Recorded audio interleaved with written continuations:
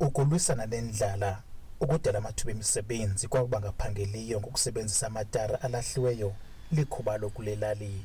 Le nkokheli yomthonyama ilitshantliziyo lezendalo ngokwayo, icanda amathafu iqokelela amatara angasasebenziyo.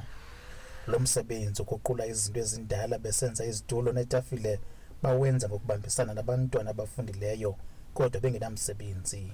Le nkokheli ikholelwa ukuba iinkosi zinoxanduva lokuza noncedo kwizizwe zazo. Njengoba kukho aba bantwana abangathathi intweni naba bantwana abangasebenziyo, ekugqibeleni bagqibela sebechaphazeleka kwezi zinto ezidibene ne-drugs.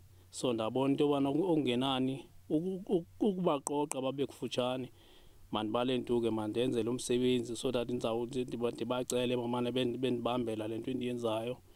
Ngamawaka-waka abantu abatsha abangenamisebenzi befundile kweli lizwe, kodwa abanye abalindanga urhulumente ukuba abaqetshe. Izinto kakhulu but futhi ibhlungu because ubonakala ililize into yemfundo. Kuzokunyanzeleka into ukuthi ke ngoku naba basezemva kwakho babonakalisa into ukuthi whereas imisebenzi enqabile but imfundo yona iyohlala imfundo ibalulekile.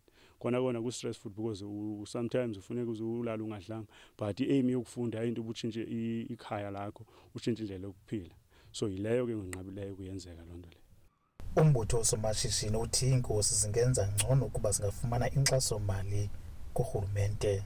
Ndiqinisekile ezazitulo zakhe zinayo ukuba zingaswanga kulaa amazwe angaphandle, abantu bakuthi bekwenzoka iifektri ezinkulu nalapha kule area yethu ingancedisa iphuhlisa abantu abaninzi. Inkululeko Nyembezi, weendaba ze-SABC, KwaBhaca.